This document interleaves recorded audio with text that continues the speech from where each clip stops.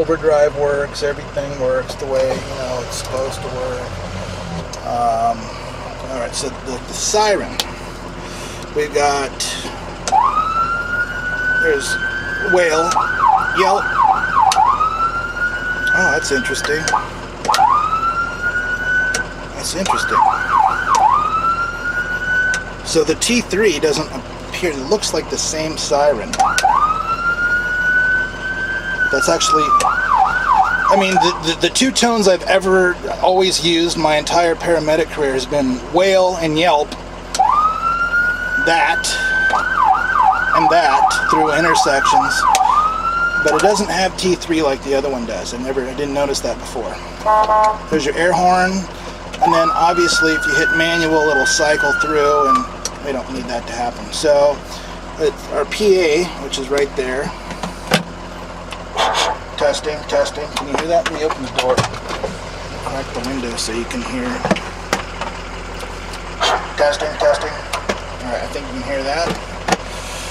That's that. Again, we've got all of the light switches. Oh, I didn't show you the magnifier and the scene lights on the other rig. I'll do that. So here, we throw the master, and then everything comes to life outside. Let's take a look. So we got those going.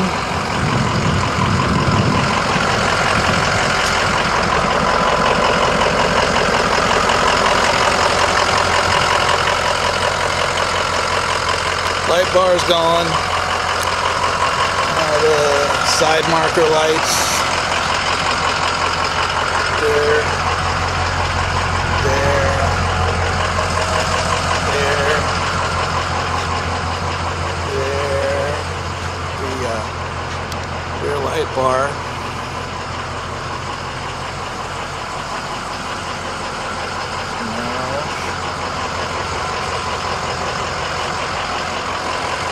I got my tank's too small to fit to reach, so I had to put it on top of a medical supply. So I got the door won't close with that box in there. And then there's that, and that. So let me put all the scene lights on, because I forgot to do that. Let me kill that. Now the master doesn't have to be on in order for the floodlights and all that jazz to work. So you can, those are on a separate bus bar. Oh, so if you look, you can see there's the floodlights. It takes about a minute for the magnifier to get up to its full intensity, and it puts out a lot of light. I forget how many candle power it is. It's pretty ridiculous though, and if you're doing an extrication or doing something where you're going to be out for quite a while, it's great. The two floodlights are pretty sufficient for most scenarios, but you see there's the flood. This one's it's already up there. You can see. I mean, that sucker is bright. The floodlight. Let me turn this guy on. And we'll get these ones going too. Alright, so here's the other units. Lights, magnifier, and the two floodlights. I got rear, can't really see in the sun there. The rear load lights. And then around here you've got the two flutters and the magnifier. So there's those. Let me show you the engine real quick, and then that'll conclude everything. I think I covered everything, right? So let me turn that off.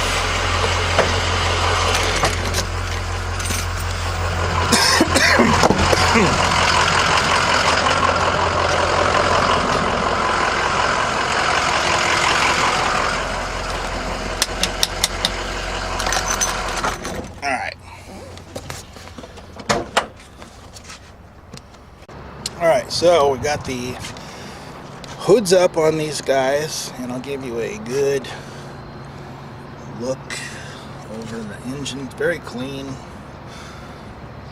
And there's that ambulance. And then over here we've got this one here, and there's that. Now you'll notice the 6.0s don't have a battery under the hood. They're all on the side on a Type 3. And I believe even on a Type 2 as well. They're all in the side compartment. The 7.3 liter, it'll have one right here, and then it'll also have 2 or 3 in the side as well. So if you're noticing, hey, where's the battery? The 6.0 doesn't have one under there. I'll give you a couple pointers. You can see everything looks really good here. I can tell that this particular ambulance has not had any major work done to it, and I can tell that by certain things being in the factory position. And I don't see any zip ties around the fuel lines.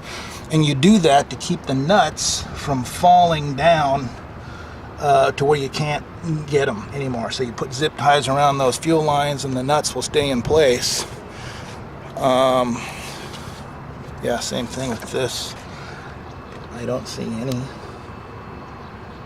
zip ties in there. I can see back there. I like the way everything's in place.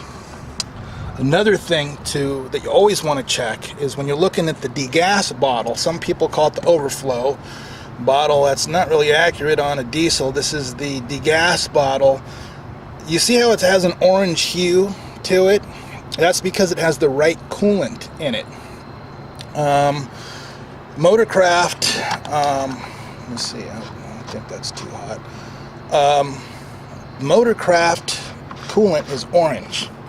And that is the recommended coolant for this particular vehicle. If you see green coolant, if you see a green hue through the degas bottle, the very least it tells you they're not following the manufacturer's recommendations. And that's always scary to me, because if they're not willing to spend an extra $5 on coolant, what else are they skimping on? And I'm going to try to get down there. You also want to make sure there's no oil in the degas bottle ever. If you ever see any clumps of oil down in the degas bottle, run as fast as you can, because it's one of two things. It's either a blown head gasket or the low pressure oil pump is bad.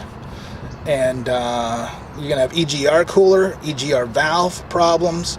It is a very expensive, very costly fix, and it's not one that I like to do, but so you just definitely want to make sure that there is no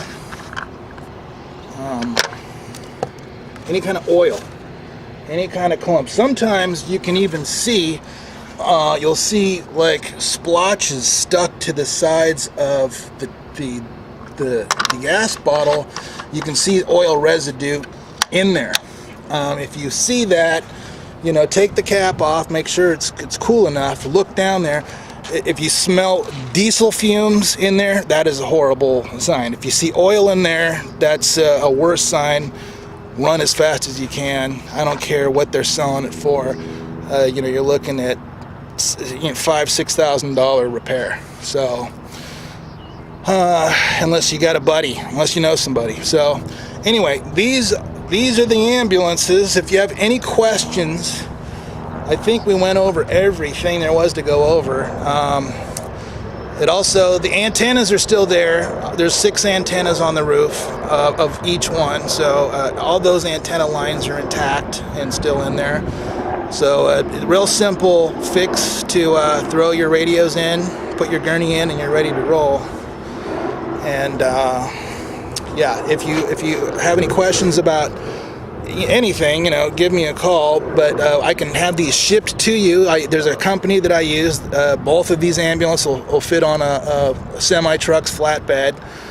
Anywhere in the lower 48, I can get them to you at a very reasonable price.